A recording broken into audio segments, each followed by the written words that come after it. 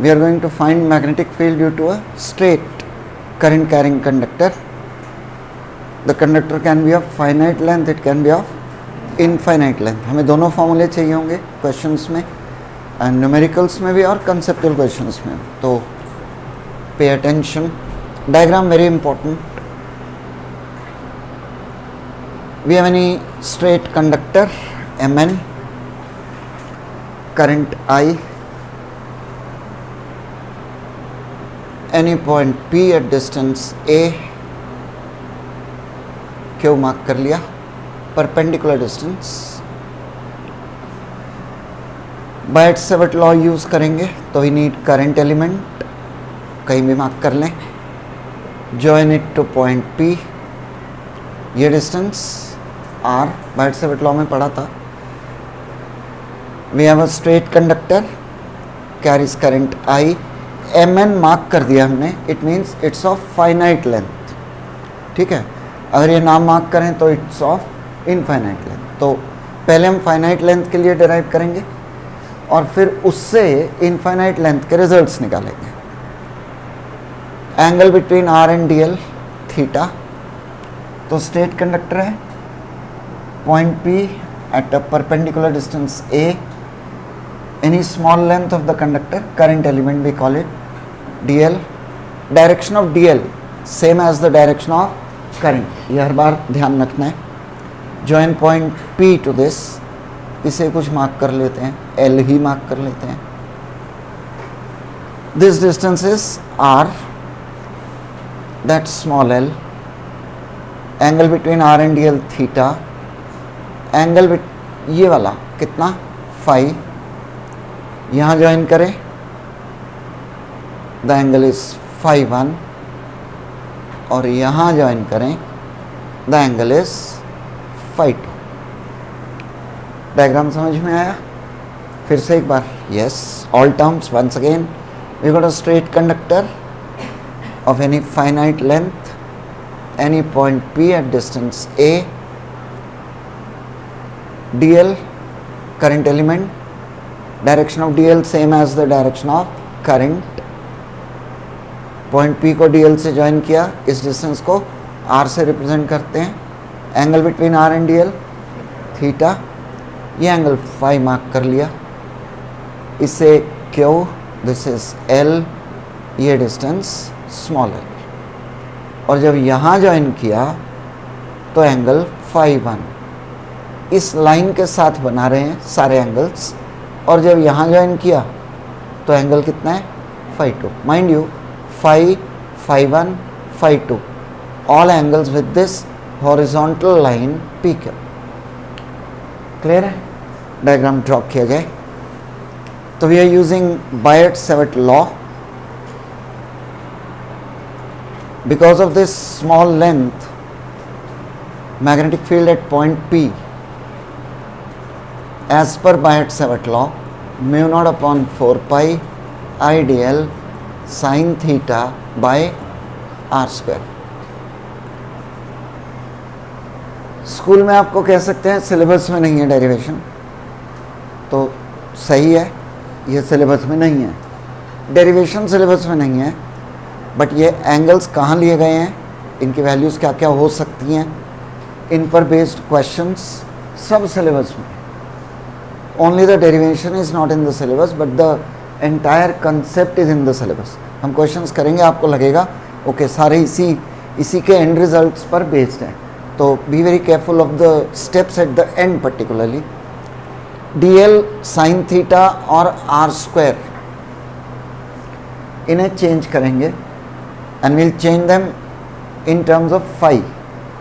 कैसे कैसे चेंज कर सकते हैं, ध्यान दो. Theta plus phi is that 90, theta plus phi that's 90. तो theta equal to 90 minus phi.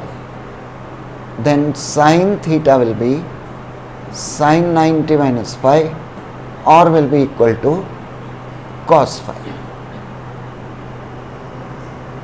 ये तो कुछ खास मुश्किल नहीं है. Okay, next R by A. R by A can be written as secant phi. Clear है, R by A is secant phi.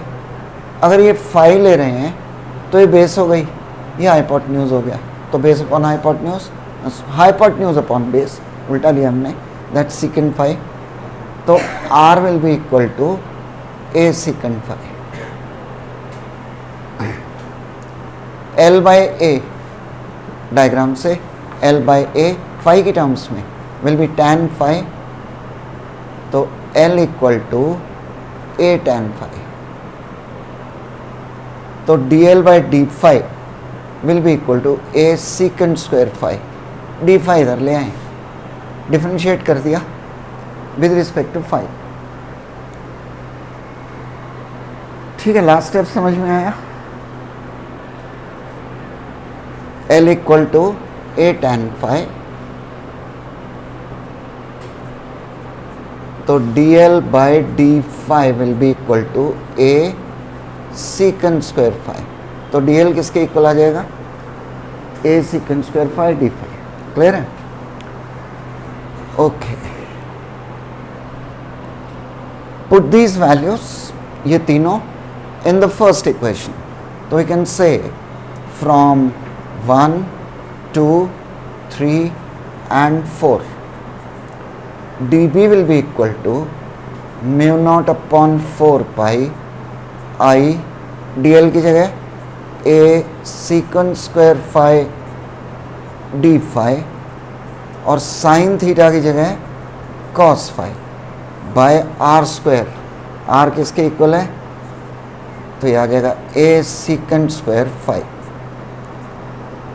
कुछ कैंसिल हो गया, ए कैंसिल हो गया, सीकेंट स्क्वायर फाई कैंसिल हो गया, डी बी क्या बच गया, mu naught I by 4 pi A cos phi into D phi.